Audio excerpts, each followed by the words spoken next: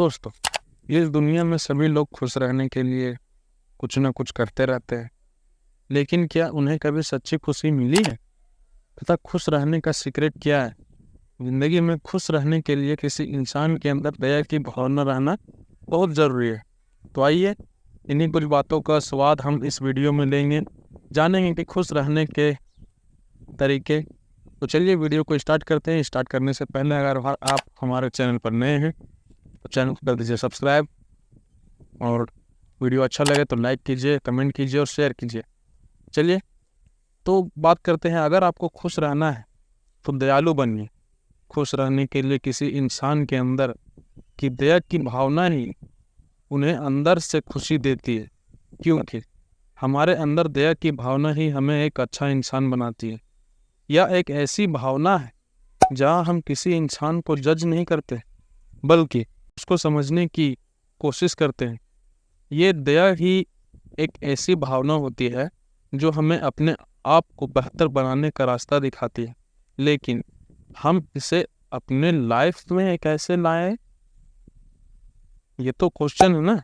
तो सुनिए, for example, अगर आपके घर के पार्किंग के पास, आपके घर के पार्किंग वार्किंग होगा ना भाई, तो उसके पास एक गाड़ी खड़ी है, तो दूसरी की गाड़ी खड़ी है, आपकी गाड़ी नहीं खड़ी है। जैसे मान लीजिए आप कहीं से आए, आपने देखा कि किसी के, आपके घर के पास किसी की दूसरी की गाड़ी खड़ी है, तो उसे देखकर आपको गुस्सा आ गया है।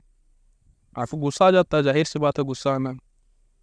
आपको जल्दी होती है, लेकिन आप यह कभी नहीं सोचते हैं कि जो यहाँ पर गाड़ी पार्क करके गया है उसकी भी कोई मजबूरी हो सकती है, या तो वह भी जल्दी में हो सकता है।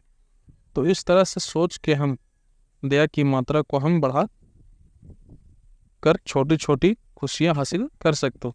इसी तरह आप अपनी नेगेटिव सोच को पॉजिटिव में बदल सकते हैं। इस दुनिया में कोई बुरा या कोई अच्छा नहीं होता है। ये आपके देखने का नज़रिया होता है कि कोई इंसान बुरा है या भला है। ऐसे में आप किसी को भी जज नहीं कर सकते, चाहे वो कोई भी है। जज करने के बजाय आप यह मान ले कि वह इंसान अपने जगह सही है और आप अपने जगह सही है।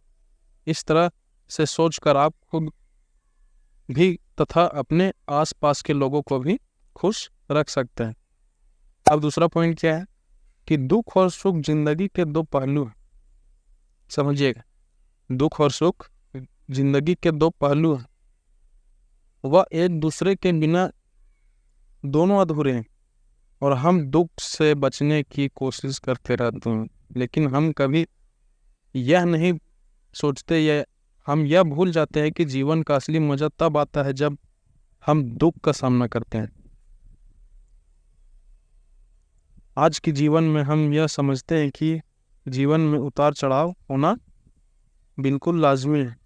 आज के जीवन में हम यह समझ नहीं पाते हैं कि जीवन में उतार चढ़ाव होना बिल्कुल लाजमी है।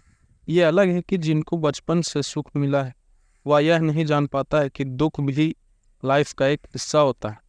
इस तरह से हमें जीवन के सभी एक्सपेक्ट को मान लेने से हम जीवन में सफल बन सकते हैं, या तो फिर अपने जीवन को सफल बना सकते हैं। चलिए, ये दूसरा पॉइंट भी हमने कवर कर लिया। अब चलते तीसरे पॉइंट की ओर। तीसरा पॉइंट क्या कहता है कि खुश रहना हर इंसान की एक अपनी जिम्मेदारी होती है। इस दुनिया में पैसे के दम पर आप खुश तो रह सकते हैं, लेकिन जब बात मेंटल शांति की आती है तो वो शांति आपको पैसे से भी नहीं मिलती है।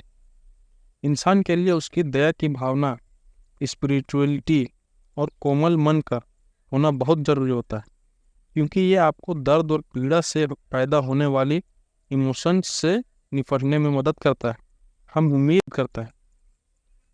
तो ये आज हमने बात की 2-3 पॉइंट खुश रहने के तरीके। प्लस में देखो, अगर तुमको खुश रहना है तो तुम ये भी जानते हो कि दुख ही के बाद जो सुख मिलता है ना, तो वो सबसे आनंद वाला चीज़ होता है। ये तो तुम मानते हो नहीं मानते? तो इतना तो समझ में आएगी। चलिए, हम उम्मीद करते हैं आपको यह द आर्ट ऑफ हैप्पीनेस की यह खास पेशकश आपको पसंद आई होगी। तो आज के लिए इतना ही।